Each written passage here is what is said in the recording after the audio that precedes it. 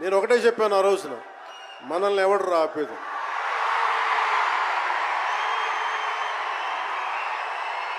This is not about money, this is not about finance, this is not about records, this is about damn guts, this is about damn courage, this is about damn tenacity. We are here, we will stand by, we will serve justice.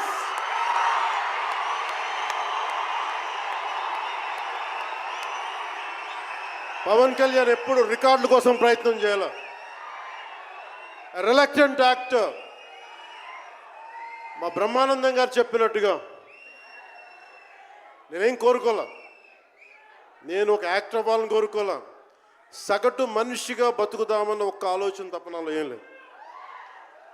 అలాంటిది నేను పొద్దున press మీట్లో రత్నం గారి గురించి మాట్లాడాను, ఇప్పుడు మీకోసమే మాట్లాడతాను, నా అభిమానుల కోసం. ఈరోజు నేను ఇక్కడ నిల్చున్నాను, పడి లేచాను, పడుతూనే ఉన్నాను, లేస్తూనే ఉన్నాను. దానికి కారణం ఒకరే, మీరే.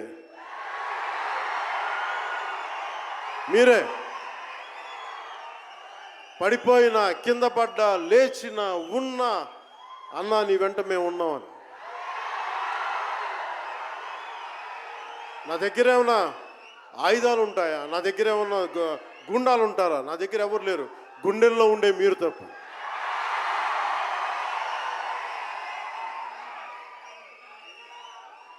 దాదాపు నేను 96లో నా మొదటి సినిమా అక్కడమ్మ ఇక్కడబ్బాయి. ఇది 2025 అంటే ఆల్మోస్ట్ 29 to 30 years. అంటే దాదాపు 29-30 సంవత్సరాలు నేను చిత్ర పరిశ్రమకు వచ్చి. ఎలా ఉంది అంటే నాకే తెలియదు, అలా కాలం ఇట్లా అయిపోయింది. కానీ కొంత వయసు పెరిగిందేమో కానీ గుండెల్లో చావు ఇంకా చావాలి, బతికాం. ఇక్కడే సభలో సర్దార్ గబ్బర్ సింగ్ సినిమాకి మహబూబ్ నగర్ నుంచి వచ్చిన ఒక యువకుడి గురించి చెప్పాను, మన అభిమానులు ఒకటి గురించి చెప్పాను. అన్న నువ్వేమి ఇవ్వదు, ఒక హిట్ ఇవ్వన్నా చాలని.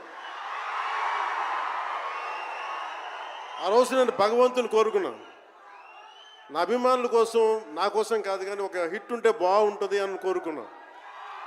అది హరీష్ శంకర్ గబ్బర్ సింగ్ వల్ల తిరిగి వచ్చింది.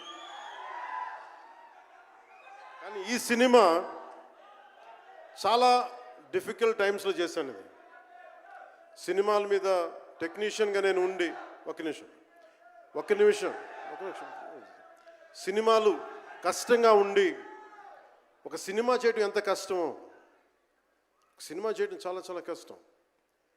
నేను మీతో పంచుకోదలుచుకున్నాను ఈ రోజున. మీకు సంబంధించి నేను మొదటి సినిమా నుంచి ఇప్పుడు దాకా జానీ సినిమా నేను చేసినప్పుడు అది ఫెయిల్ అయితే, ఆ సినిమా ఫ్లాప్ అయితే ఎలా ఉంది అంటే ఆ రోజు నా పరిస్థితి, వరుసగా హిట్లు కొట్టి కూడా ఒక్క సినిమా ఫ్లాప్ అయితే అందరూ మీరు వదలలేదు. నేను మీ గురించి ఎప్పుడు మాట్లాడతాను.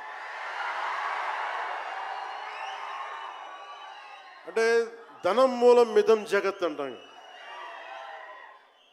అంటే అన్ని బంధాలు, కార్ల్ మార్క్స్ చెప్పిన అన్ని బంధాలు ఆర్థిక బంధాలని సినిమా పరిశ్రమలో మరింత బలంగా తెలుస్తాయి. నా రెమ్యునరేషన్ ఇచ్చేసాను అని నా దగ్గర అంతమించి డబ్బులు లేవు. కానీ ఆ రోజు నుంచి ఈ రోజు దాకా ఒకటైతే మార్పు జరిగింది. నేను చిత్ర పరిశ్రమ హిట్స్, ఫ్లాప్స్ ఇవన్నీ వదిలేసి నేను ఒకటే నమ్మాను, నా అభిమానులు నాకున్నారు, నన్ను ప్రేమించే వాళ్ళు ఉన్నారు. డబ్బుకి ఎప్పుడు నేను ప్రాధాన్యత ఇవ్వాలి. నేను ఇచ్చింది బంధాలకు ప్రాముఖ్యత ఇచ్చాను. మనిషి నుంచి మనిషి బంధం. నా గుండె నుంచి మీ గుండెకి 2 గుండెల దూరం అంతే. నేను ఏమి కోరుకోలే, చాలా కష్టాల్లో ఈ సినిమా చేశాం. పేరుంది, ప్రధానమంత్రి గారి దగ్గర నుంచి అందరూ తెలుసు. కానీ దానివల్ల డబ్బులు రావు. మనకి డబ్బులు వచ్చే సినిమానే రావాలి.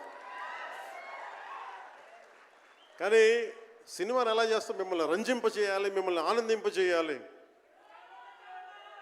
మనకి ఖుషీ లాంటి సినిమా తీసిన ఏఎం రత్నం గారు ఎప్పుడో 2017లో ఎప్పుడో సినిమా వచ్చి మీరందరూ తిడతా ఉంటారు కదా నన్ను, ఎంతసేపు రీమేకులు చేస్తావు అని. కరెక్ట్, ఏం చేయమంటారు చెప్పండి? మనకెవరు పెద్ద పెద్ద దర్శకులు లేరు. మన కింద నుంచి వచ్చిన వాళ్ళం. మనకి ఒక్క నిమిషం,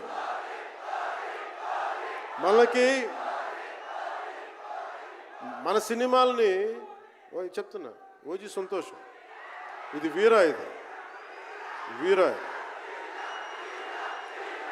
మీకు ఈ సినిమా గురించి చెప్తాను మీకు. అంటే మనకి దర్శకులు ఎవరు లేరు. నన్ను అందరూ కూడా ఈ రీమేక్